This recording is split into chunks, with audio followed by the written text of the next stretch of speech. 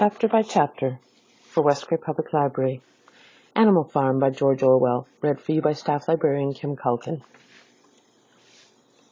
In the last session, work proceeds and Boxer declines. For the next 2 days, Boxer remained in his stall. The pigs had sent out a large bottle of pink medicine which they had found in the medicine chest in the bathroom, and Clover administered it to Boxer twice a day after meals. In the evenings she lay in his stall and talked to him, while Benjamin kept the flies off him. Boxer professed not to be sorry for what had happened. If he made a good recovery, he might expect to live another 3 years, and he looked forward to the peaceful days that he would spend in the corner of the big pasture. It would be the first time that he had had leisure to study and improve his mind. He intended, he said, to devote the rest of his life to learning the remaining 22 letters of the alphabet. However, Benjamin and Clover could only be with Boxer after working hours, and it was in the middle of the day when the van came to take him away. The animals were all at work weeding turnips under the supervision of a pig, when they were astonished to see Benjamin come galloping from the direction of the farm buildings, braying at the top of his voice. It was the first time that they had ever seen Benjamin excited. Indeed, it was the first time that anyone had ever seen him gallop. "Quick, quick!" he shouted. "Come at once! They're taking Boxer away!" Without waiting for orders from the pig, the animals broke off work and raced back to the farm buildings. Sure enough, there in the yard was a large closed van, drawn by 2 horses, with lettering on its side, and a sly-looking man in a low-crowned bowler hat sitting on the driver's seat, and Boxer's stall was empty. The animals crowded round the van. "Goodbye, Boxer," they chorused. "Goodbye." "Fools! Fools!" shouted Benjamin, prancing round them and stamping the earth with his small hoofs. "Fools! Do you not see what is written on the side of that van?" That gave the animals pause, and there was a hush. Muriel began to spell out the words, but Benjamin pushed her aside, and in the midst of a deadly silence he read, "Alfred Simmons, horse slaughterer and glue boiler, Willingdon, dealer in hides and bone meal, kennels supplied. Do you not understand what that means? They are taking Boxer to the knackers." A cry of horror burst from all the animals. At this moment, the man on the box whipped up his horses, and the van moved out of the yard at a smart trot. All the animals followed, crying out at the tops of their voices. Clover forced her way to the front. The van began to gather speed. Clover tried to stir her stout limbs to a gallop and achieved a canter. "Boxer!" she cried. "Boxer! Boxer! Boxer!" And just at this moment, as though he had heard the uproar outside, Boxer's face, with the white stripe down his nose, appeared at the small window at the back of the van. "Boxer!" cried Clover in a terrible voice. "Boxer!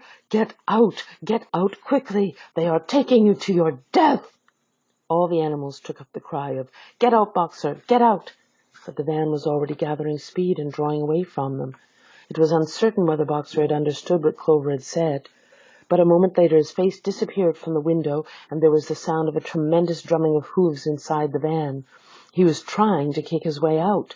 The time had been when a few kicks from Boxer's hoofs would have smashed the van to matchwood, but alas, his strength had left him, and in a few moments the sound of drumming hoofs grew fainter and died away. In desperation, the animals began appealing to the 2 horses which drew the van to stop. "Comrades, comrades," they shouted, "don't take your own brother to his death."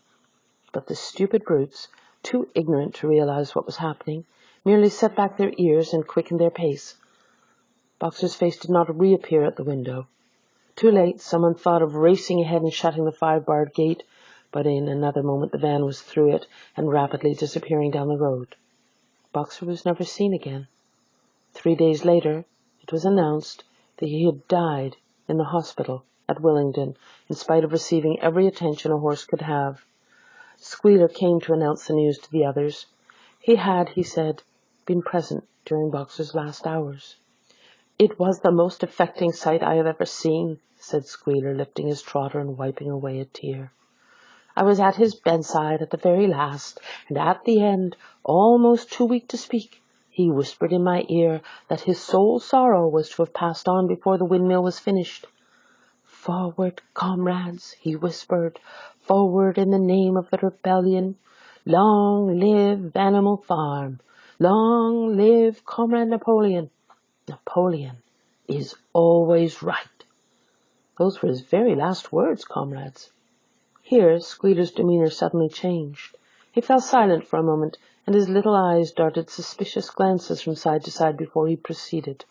It had come to his knowledge, he said, that a foolish and wicked rumour had been circulated at the time of Boxer's removal. Some of the animals had noticed that the van which took Boxer away was marked horse slaughterer, and had actually jumped to the conclusion that Boxer was being sent to the knackers. It was almost unbelievable, said Squealer, that any animal could be so stupid. Surely, he cried indignantly, whisking his tail and skipping from side to side, surely they knew their beloved leader, Comrade Napoleon, better than that. But the explanation was really very simple. The van had previously been the property of the knacker, and had been bought by the veterinary surgeon who'd not yet painted the old name out. That was how the mistake had arisen.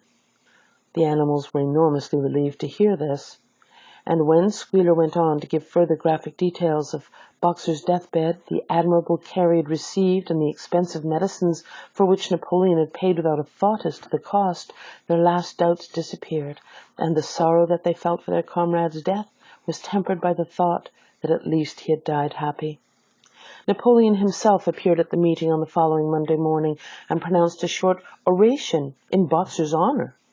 It had not been possible, he said, to bring back their lamented comrade's remains for interment on the farm, but he had ordered a large wreath to be made from the laurels in the farmhouse garden and sent down to be placed on Boxer's grave. And in a few days' time the pigs intended to hold a memorial banquet in Boxer's honour.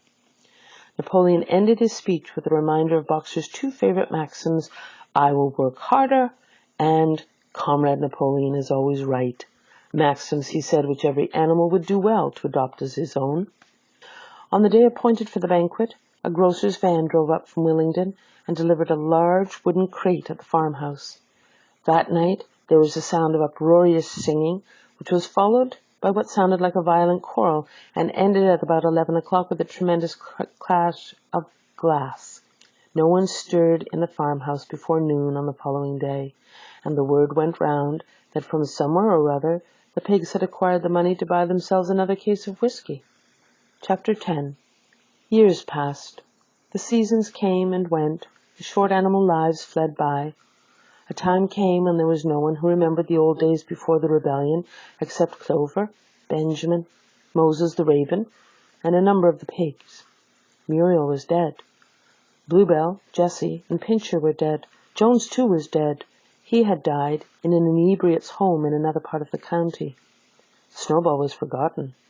Boxer was forgotten, except by the few who had known him. Clover was an old, stout mare now, stiff in the joints, and with a tendency to rheumy eyes.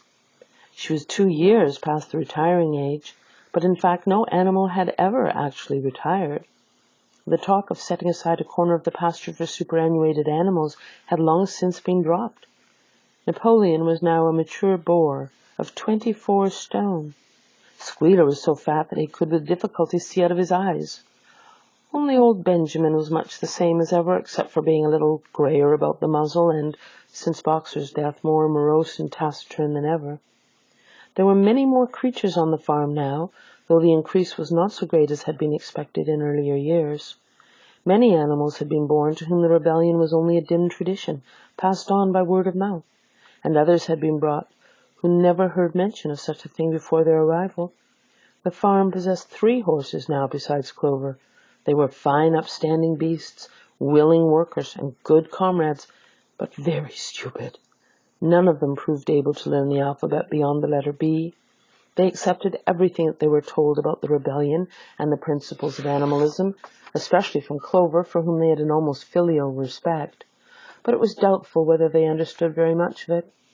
The farm was more prosperous now, and better organized. It had even been enlarged by 2 fields which had been bought from Mr. Pilkington. The windmill had been successfully completed at last, and the farm possessed a thrashing machine and a hay elevator of its own, and various new buildings had been added to it. Whymper had bought himself a dog-cart. The windmill, however, had not after all been used for generating electrical power. It was used for milling corn, and brought in a handsome money profit. The animals were hard at work building yet another windmill. When that one was finished, so it was said, the dynamos would be installed. But the luxuries of which Snowball had once taught the animals to dream, the stalls with electric light and hot and cold water, and the 3-day week, were no longer talked about. Napoleon had denounced such ideas as contrary to the spirit of animalism. The truest happiness, he said, lay in working hard and living frugally. You can find other chapters of this book along with other chapter-by-chapter classics on the West Grey Library's YouTube channel.